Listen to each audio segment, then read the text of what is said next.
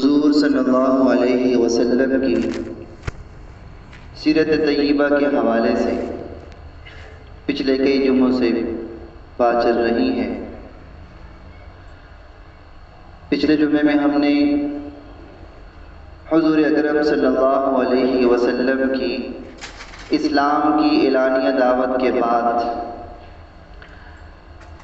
جو ظلم و ستم شروع ہوا صحابہ کرام پر، اور پھر اس کے بعد جب حضور اکرم صلی اللہ علیہ وسلم نے ہجرت کا حکم دیا، صحابہ کرام حبشہ ہجرت کر گئے، پھر واپس آئے، پھر دوسری ہجرت حبشہ ہوئی، وہاں پر پھر مشرکین نے مسلمانوں کے خلاف سازش کی، پھر اس کا جواب دیا گیا، اور پھر دوسری ہجرت تک پچھلے جمعے تک ہم بات کر چکے تھے۔ دوسری ہجرت کے کامیاب ہونے کے بعد جب مشرکین کو یہ یقین ہو گیا کہ ہم مسلمانوں کو واپس نہیں لا سکے اور ہم ناکام ہو گئے ہیں، تو اس بات پر ان کو اور بھی زیادہ تکلیف ہوئی اور وہ اس کا حل سوچنے لگے کہ اب کس طرح مسلمانوں کو دھمکایا جائے اور ان کو اور حضور اکرم صلی اللہ علیہ وسلم کو اپنی دعوت سے روکا جائے۔ تو دوسری ہجرت کے بعد قریش آپ صلی اللہ علیہ وسلم کے چچا ابو طالب کے پاس آئے اور ان کو دھمکی دی۔ قریش نے آ کر کہا کہ ہم سے یہ برداشت نہیں ہوتا کہ ہمارے معبودوں کو گمراہ کہا جائے، ہمیں گمراہ کہا جائے اور ہمارے بتوں کو گالی دی جائے، یہ ہم سے برداشت نہیں ہوتا۔ ہم نے آپ کو پہلے بھی روکا تھا کہ آپ اپنے بھتیجے کو سمجھائیں، لیکن آپ نے نہیں روکا۔ اب برداشت سے باہر ہے، اب ہمارے درمیان اور آپ صلی اللہ علیہ وسلم سے ایسی جنگ اب ہم شروع کریں گے کہ جس جنگ کے نتیجے میں ایک کا صفایا ہو جائے گا۔ وہ یہ دھمکی دے کر چلے گئے۔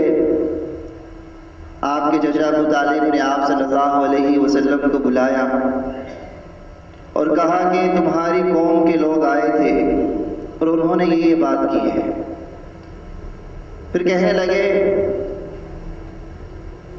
کہ اب بس بہت ہو چکا ہے، اب معاملات ہمارے بس سے باہر ہو چکے ہیں۔ جب انہوں نے یہ حضور صلی اللہ علیہ وسلم کو کہا تو حضور اکرم صلی اللہ علیہ وسلم پریشان ہو گئے، اور حضور صلی اللہ علیہ وسلم کو لگا کہ اب آپ کے محبوب چچا بھی آپ کو چھوڑ دیں گے۔ پھر آپ صلی اللہ علیہ وسلم نے فرمایا، چچا جان، اگر یہ لوگ میرے دائیں ہاتھ پر سورج بھی لا کے رکھ دیں اور بائیں ہاتھ پر چاند بھی لا کر رکھ دیں تو تب بھی میں توحید کی دعوت دینا نہیں چھوڑوں گا۔ آپ صلی اللہ علیہ وسلم نے فرمایا اور آپ کی آنکھیں اشک بار ہو گئیں اور آپ صلی اللہ علیہ وسلم رو پڑے، اٹھ کر جانے لگے تو آپ کے چچا ابو طالب نے آواز دی اور سامنے آ کر کہا کہ اے بھتیجے، تم جو چاہو کہو، تم جو چاہو کرو، میں تمہاری کسی بھی وجہ سے حمایت کرنا اور مدد کرنا نہیں چھوڑوں گا۔ اب اس دھمکی کے بعد قریش کو جب پتہ چلا کہ حضور اکرم صلی اللہ علیہ وسلم اپنی دعوت سے نہیں رکے، تو پھر دوسری مرتبہ وہ پھر آپ کے چچا کے پاس آتے ہیں، اور اس مرتبہ قریش کے ایک نوجوان ابو عمارہ کو ساتھ لے کے آتے ہیں، اور آ کر ابو طالب سے کہتے ہیں کہ یہ لڑکا تم رکھ لو اور اس کے بدلے میں محمد صلی اللہ علیہ وسلم ہمیں دے دو۔ ہم سب کو معلوم ہے کہ ان کا ارادہ کیا تھا، دیت کے طور پہ وہ نوجوان دینا چاہتے تھے۔ آپ کے چچا ابو طالب کو غصہ آیا اور کہنے لگے کہ تم یہ جو معاملہ کر رہے ہو یہ صرف نقصان کا سودا ہے، کہ تم اپنا نوجوان تو مجھے دے رہے ہو کہ میں اس کو کھلاؤں پلاؤں، اس کو پالوں، اور میرا بھتیجا لے کے جا رہے ہو کہ معاذ اللہ اس کو قتل کر دو، تو یہ سودا بالکل گھاٹے کا سودا ہے۔ اور پھر آپ صلی اللہ علیہ وسلم کے چچا نے ان کو واپس بھیج دیا۔ اب ان دونوں گفتگو کے بعد جب مشرکین کو ناکامی ہوئی تو ان کا غصہ اور زیادہ ہو گیا، اور اب انہوں نے سوچا کہ اب تکلیف پہنچانے کا عمل زیادہ تیز کیا جائے۔ اور پہلے آپ کے چچا ابو طالب کی وجہ سے اور آپ صلی اللہ علیہ وسلم کی شخصیت کی وجہ سے مشرکین براہ راست آپ صلی اللہ علیہ وسلم تک نہیں پہنچے تھے، آپ کو تکلیف نہیں پہنچائی تھی بلکہ صحابہ کرام کو تکلیف پہنچا رہے تھے۔ آپ کو تکلیف پہنچانے کی ابھی تک جرت نہیں ہوئی تھی، لیکن ان دو نشستوں کے بعد اور ان دونوں گفتگو میں ناکامی کے بعد اب وہ اس حد تک پہنچ چکے تھے کہ وہ آپ صلی اللہ علیہ وسلم کو نقصان پہنچائے۔ میرے محترم سامعین کرام،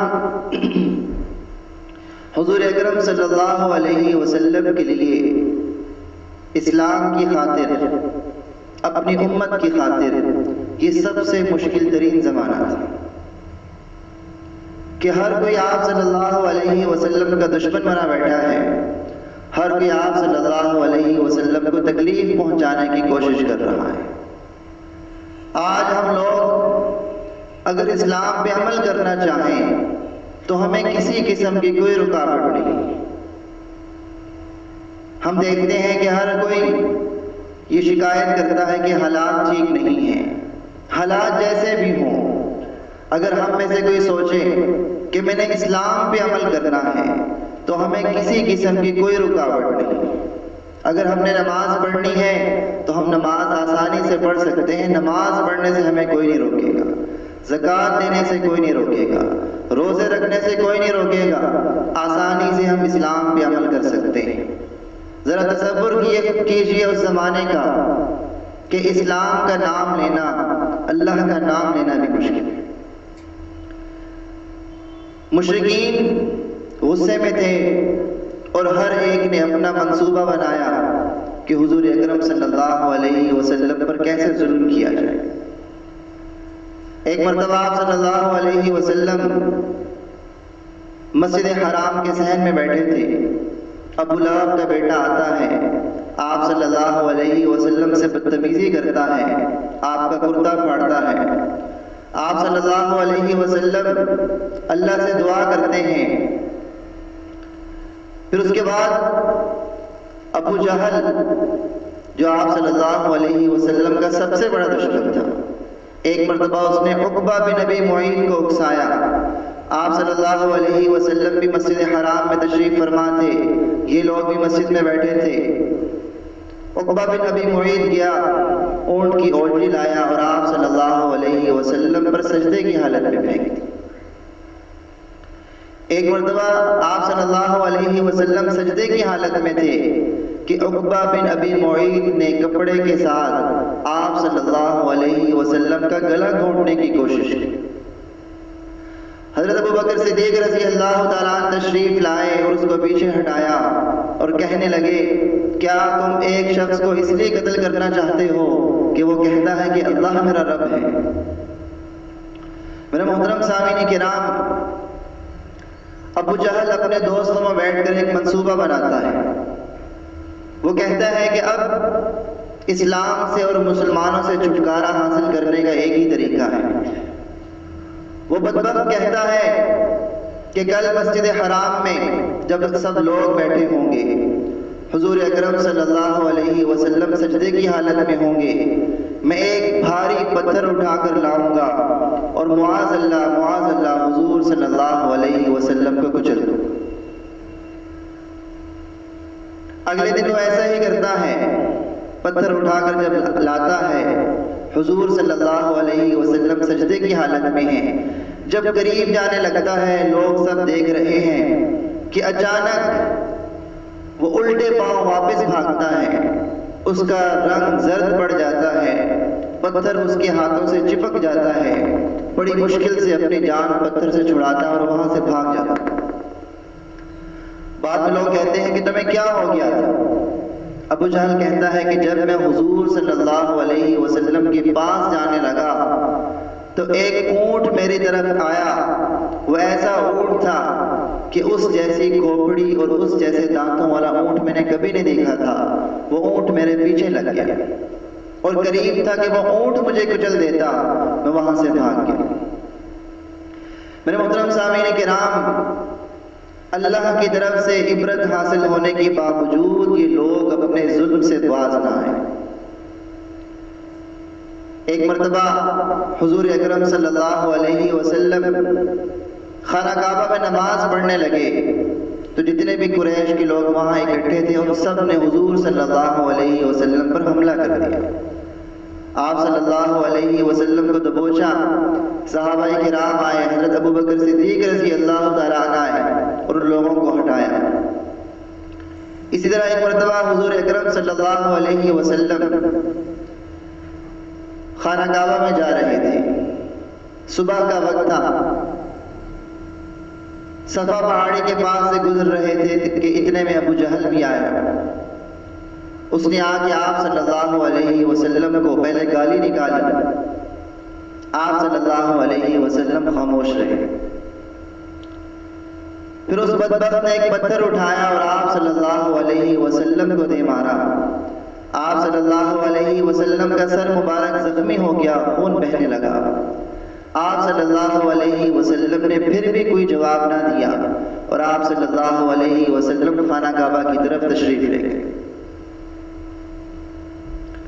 میرے محترم سامعین کرام، ایک شاعر نے کیا خوب کہا ہے کہ سلام اس پر کہ جس نے خون کے پیاسوں کو قبائیں دی، سلام اس پر کہ جس نے گالیاں سن کر دعائیں دی، سلام اس پر کہ اسرار محبت جس نے سکھلائے، سلام اس پر کہ جس نے زخم کھا کر پھول برسائے۔ میرے محترم سامعین کرام، حضور اکرم صلی اللہ علیہ وسلم تو مسجد حرام میں تشریف لے جاتے ہیں۔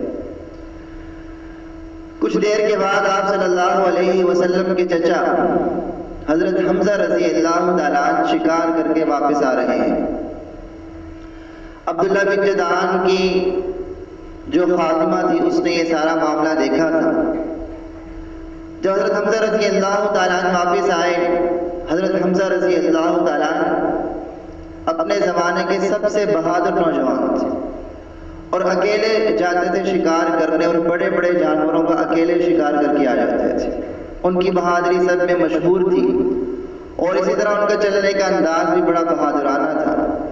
جب وہاں سے گزرے تو وہ خادمہ کہنے لگی کہ تم یہاں بڑا اترا کر چل رہے ہو، وہاں تمہارے بھتیجے کے ساتھ تو بہت ظلم ہو گیا۔ جب حضرت حمزہ رضی اللہ تعالیٰ عنہ نے یہ سنا تو آگ بگولا ہو گئے۔ اگرچہ ابھی اسلام نہیں لائے تھے، ابھی تک اسلام قبول نہیں کیا تھا، لیکن جب آپ صلی اللہ علیہ وسلم کے بارے میں سنا تو غصے میں مسجد حرام کی طرف گئے۔ اسی حالت میں تیر کمان پاس تھا، جا کے ابو جہل کو ڈھونڈا۔ ابو جہل اپنے دوستوں کے ساتھ گروپ کی شکل میں مسجد حرام میں بیٹھا تھا۔ یہ گئے اور جا کر کمان مار کر ابو جہل کا سر پھاڑ دیا اور کہنے لگے کہ تم نے میرے بھتیجے کے ساتھ بہت زیادہ ظلم کیا ہے اور تمہیں کیا یہ نہیں معلوم کہ اس کا دین اور میرا دین ایک ہی ہے۔ حالانکہ میں اسلام قبول نہیں کیا تھا، لیکن آپ صلی اللہ علیہ وسلم کی حمایت میں یہ کہا۔ پھر آپ صلی اللہ علیہ وسلم کے بعد تشریف لائے۔ آپ صلی اللہ علیہ وسلم سجدے کی حالت میں تھے اور آ کر کہنے لگے بھتیجے میں نے تمہارا بدلہ لے لیا ہے۔ حضور صلی اللہ علیہ وسلم نے کوئی جواب نہیں دیا۔ پھر کہنے لگے بھتیجے میں نے تمہارا بدلہ لے لیا ہے۔ حضور صلی اللہ علیہ وسلم نے کوئی جواب نہیں دیا اور آپ بیٹھ گئے۔ پھر کہنے لگے کہ بھتیجے میں نے تمہارا بدلہ لے لیا ہے، تم خوش کیوں نہیں ہوتے؟ آپ صلی اللہ علیہ وسلم نے فرمایا کہ میں اس وجہ سے خوش نہیں ہوں گا۔ کہنے لگے تم کیسے خوش ہوگے؟ حضور صلی اللہ علیہ وسلم نے فرمایا میں خوش تو تب ہوں گا جب تم بھی اس دین پر آ جاؤ۔ یہ سننا تھا کہ آپ کے چچا اسی وقت مسلمان ہو گئے اور آپ صلی اللہ علیہ وسلم کی گواہی میں سب کے سامنے پکارا اشہد ان لا الہ الا اللہ واشہد ان محمد رسول اللہ۔ میرے محترم سامعین کرام، حضرت حمزہ رضی اللہ تعالیٰ عنہ کا اسلام قبول کرنا، یہ جو اس مسلمانوں پر ظلم ہو رہے تھے ان کے خلاف ایک بہت بڑا کارنامہ تھا کہ حضرت حمزہ رضی اللہ تعالیٰ عنہ نے جب اسلام قبول کیا تو حالات بدلنا شروع ہو گئے، اور حضرت حمزہ رضی اللہ تعالیٰ عنہ کے اسلام قبول کرنے کے بعد مشرکین کا ایک مشورہ ہوتا ہے۔ اب ان کو ڈر بھی ہے کہ حضرت حمزہ رضی اللہ تعالیٰ عنہ نے اسلام قبول کر لیا ہے اور ہم نے جتنی بھی پہلے کوششیں کی وہ ناکام ہوتی جا رہی ہیں، اب کیا کیا جائے؟ مشورہ ہوتا ہے، ایک رائے آتی ہے، معاذ اللہ کسی طرح حضور صلی اللہ علیہ وسلم کا کام تمام کر دیا جائے تو مسلمانوں میں ہمت ہی نہیں رہے گی۔ یہ مشورہ ہوتا ہے۔ حضرت عمر رضی اللہ تعالیٰ عنہ تب تک مسلمان نہیں ہوئے تھے اور اس مشورے میں وہ بھی موجود ہیں۔ جب مشورہ ہوا تو انہوں نے کہا کہ یہ مشورہ تو ٹھیک ہے لیکن یہ کام کرنے کی ہمت کسی میں نہیں۔ حضرت عمر اٹھے اور کہنے لگے کہ یہ کام میں کروں گا۔ لوگوں نے بھی کہا کہ تمہارے علاوہ یہ کام کوئی نہیں کر سکتا۔ اچھا، اس واقعے سے پہلے جب آپ صلی اللہ علیہ وسلم پر ظلم ہوا اور مسجد حرام میں لوگ آپ صلی اللہ علیہ وسلم پر حملہ آور ہوئے تو اس رات حضور صلی اللہ علیہ وسلم نے دعا کی تھی کہ یا اللہ 2 عمروں میں سے ایک عمر مجھے عطا فرما، عمر بن ہشام یا عمر بن خطاب۔ ابو جہل کا نام عمر بن ہشام تھا۔ ایک دن پہلے حضور صلی اللہ علیہ وسلم نے یہ دعا کی اور اگلے دن حضرت عمر رضی اللہ تعالیٰ عنہ اس ارادے سے نکلتے ہیں، تلوار ہاتھ میں لی حضور صلی اللہ علیہ وسلم کی طرف جا رہے ہیں۔ راستے میں آپ کے دوست آپ کو ملتے ہیں اور کہتے ہیں کہ آپ کے تیور کچھ اچھے نہیں لگ رہے، کہاں کا ارادہ ہے؟ بتایا کہ یہ ارادہ ہے۔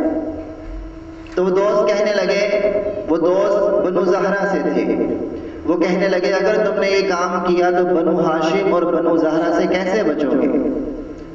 حضرت عمر کو غصہ آیا، معلوم ہو گیا کہ ان کا دوست بھی مسلمان ہو چکا تھا، تو کہنے لگے کہ تم بھی بے دین ہو چکے۔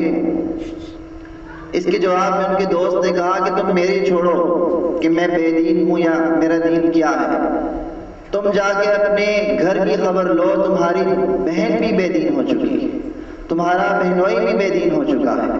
یہ سننا تھا کہ غصے پہ قابو نہ کر سکے اور سارا غصہ اپنی بہن اور بہنوئی کی طرف منتقل ہو گیا۔ ان کے گھر آئے تو ان کے گھر حضرت خباب رضی اللہ تعالیٰ عنہ سورہ طٰہٰ کی تلاوت ان کو سکھا رہے تھے۔ جب گھر کے قریب پہنچے اور پتہ لگا کہ حضرت عمر آئے ہیں تو حضرت خباب رضی اللہ تعالیٰ عنہ چھپ گئے۔ حضرت عمر گھر کے اندر تشریف لائے اور کہنے لگے کہ تم یہ کیا پڑھ رہے تھے؟ دھیمی دھیمی آواز آ رہی تھی۔ گھر والوں نے بتایا کہ ہم بس آپس میں باتیں کر رہے تھے اور کچھ نہیں تھا۔ حضرت عمر رضی اللہ تعالیٰ عنہ کی بہن نے وہ صحیفہ بھی چھپا دیا تھا۔ پھر کہنے لگے کہ نہیں، مجھے کسی اور چیز کی آواز آ رہی تھی۔ اتنے میں آپ کے بہنوئی نے کہا کہ اے عمر، تم یہ بتاؤ کہ اگر حق تمہارے دین کے علاوہ کسی اور میں ہوا تو پھر صرف اتنا کہنا تھا کہ حضرت عمر رضی اللہ تعالیٰ عنہ نے اپنے بہنوئی کو کچل کے رکھ دیا، بہت مارا، لہو لہان کر دیا۔ آپ رضی اللہ تعالیٰ عنہ کی بہن نے روکا تو ان کو بھی تھپڑ دے مارا کہ ان کے منہ سے خون بہنے لگا۔ پھر حضرت عمر رضی اللہ تعالیٰ عنہ کی بہن نے جوش غضب میں پکارا، اے عمر،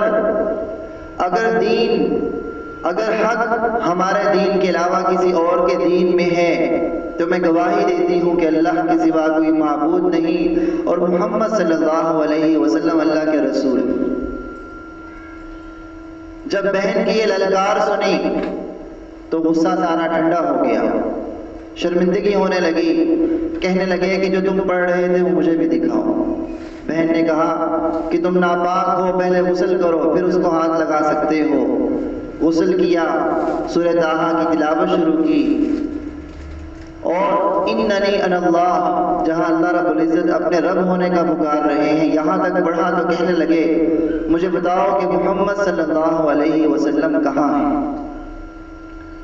اتنے میں حضرت خباب رضی اللہ تعالیٰ عنہ باہر تشریف لے آئے اور کہنے لگے کہ مبارک ہو عمر، حضور صلی اللہ علیہ وسلم کی دعا قبول ہو چکی۔ انہوں نے کہا کہ میں بتاتا ہوں کہ حضور صلی اللہ علیہ وسلم اس وقت کہاں ہیں۔ وہ حضرت عمر رضی اللہ تعالیٰ عنہ کو حضور صلی اللہ علیہ وسلم کے پاس لے جاتے ہیں۔ جب وہاں پہنچتے ہیں دروازے کے پاس تو صحابہ کرام جب دیکھتے ہیں عمر آ رہے ہیں تو صحابہ کرام چھپنے لگ جاتے ہیں۔ حضرت حمزہ رضی اللہ تعالیٰ عنہ فرماتے ہیں کہ ڈرنے کی کوئی بات نہیں، اگر خیر لے کے آئے گا تو خیر لے کے واپس جائے گا، اور اگر کسی اور ارادے سے آئے گا تو اپنی ہی تلوار سے اس کا سر قلم کر دے گا۔ جب وہ اندر آتے ہیں تو حضور اکرم صلی اللہ علیہ وسلم حضرت عمر رضی اللہ تعالیٰ عنہ کے کپڑے اور تلوار پکڑ کر جھنجھوڑتے ہیں اور فرماتے ہیں کہ اے عمر، کیا تم اس وقت تک باز نہیں آؤ گے جب تک اللہ تعالیٰ تم پر عذاب نازل نہ کر دے؟ اور پھر حضور صلی اللہ علیہ وسلم فرمانے لگے یا اللہ اس عمر کو اسلام کی قوت کا ذریعہ بنا۔ یہ سننا تھا کہ حضرت عمر رضی اللہ تعالیٰ عنہ نے گواہی دی اشہد ان لا الہ الا اللہ و انک لرسول اللہ۔ جب حضرت عمر رضی اللہ تعالیٰ عنہ نے اسلام قبول کیا، صحابہ کرام اتنا خوش ہوئے اور اتنی زور سے تکبیر کہی کہ صحن کعبہ تک آواز گئی۔ میرے محترم سامعین کرام، ان دونوں حضرات کے اسلام قبول کرنے کے بعد جو ظلم و ستم جاری تھا وہ کافی حد تک رک گیا اور اسلام کا ایک نیا دور شروع ہو گیا۔ صحابہ کرام فرمایا کرتے تھے کہ حضرت عمر رضی اللہ تعالیٰ عنہ کے اسلام قبول کرنے سے پہلے اسلام پردے میں تھا، اور ان کے اسلام قبول کرنے کے بعد اسلام کھل کر سامنے آ گیا۔ انشاءاللہ حضور اکرم صلی اللہ علیہ وسلم کا سیرت کا سلسلہ چلتا رہے گا۔ اللہ رب العزت ہمیں حضور صلی اللہ علیہ وسلم کے نقش قدم پر چلنے کی توفیق عطا فرمائے۔